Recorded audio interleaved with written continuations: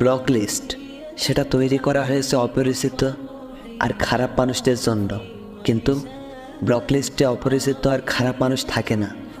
একটু খোঁজ নিয়ে দেখবেন ব্লক লিস্টে সেই মানুষগুলোই থাকে যাদের সাথে একটা সময় 1 ঘন্টাও কথা না বলে থাকা যেত না।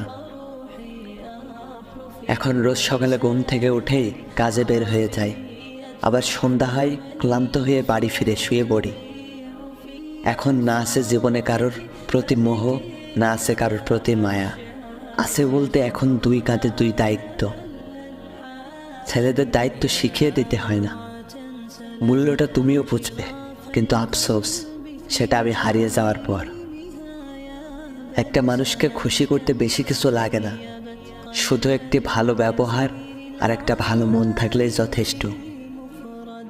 সময়টা খারাপ না গেলে বুঝতেই পারতাম না আমি এতটা একা।